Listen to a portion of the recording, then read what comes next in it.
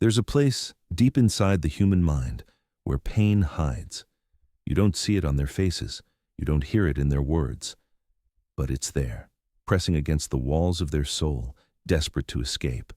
And sometimes, it escapes in ways we don't understand. I once knew someone. Let's call her Anna. She smiled at everyone. She laughed at the right moments.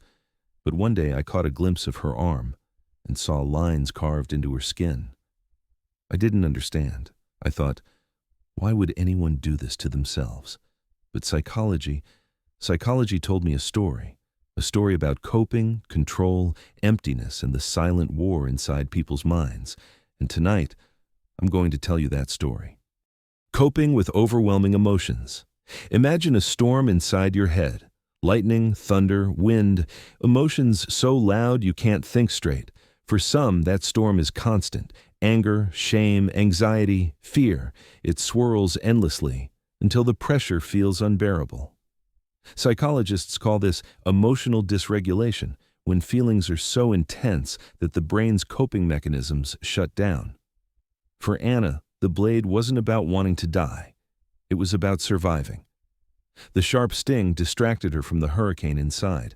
It gave her a moment, a tiny, fragile moment of relief. Research shows that physical pain can trigger the release of endorphins, the body's natural painkillers, creating a temporary sense of calm. It's not healthy, it's not safe, but in that moment, it feels like the only escape. Punishing themselves. Then there's guilt, the kind that eats you alive from the inside. Some people carry mistakes, real or imagined, like chains around their neck. They tell themselves, I deserve this pain. In clinical psychology, this is linked to self-directed anger, when a person turns all their frustration inward. I once read a case study of a young man who cut himself every time he failed a test, not because anyone told him to, but because somewhere along the way, he believed pain was the only way to make it right. It's punishment, disguised as coping, and over time, the brain starts to connect self-harm with relief from guilt. A dangerous cycle.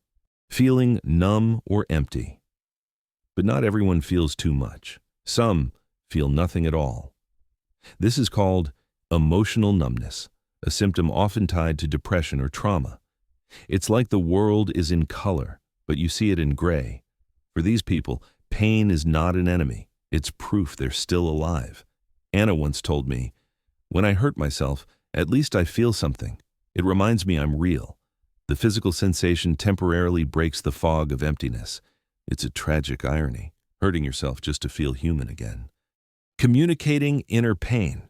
Here's something most people get wrong. Self-harm isn't always about attention. In fact, many hide it.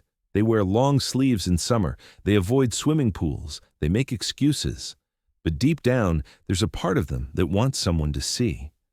Psychologists call this indirect communication, when a person expresses distress through actions rather than words, because words are sometimes too heavy to say. Those marks on the skin, they're not random. They're silent sentences. A desperate way of saying, I'm not okay. Please notice before it's too late. Regaining a sense of control.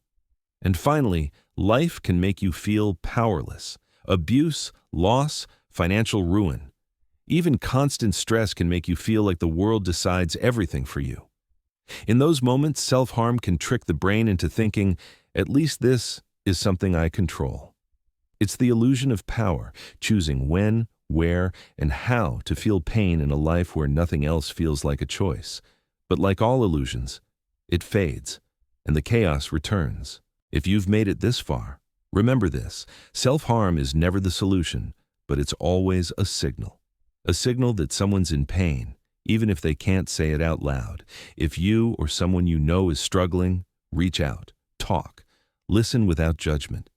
Because sometimes your voice, your presence, can be the thing that stops another scar from being written. And if this story opened your eyes, subscribe. Not for me, but so you never miss the chance to understand the battles most people never speak about.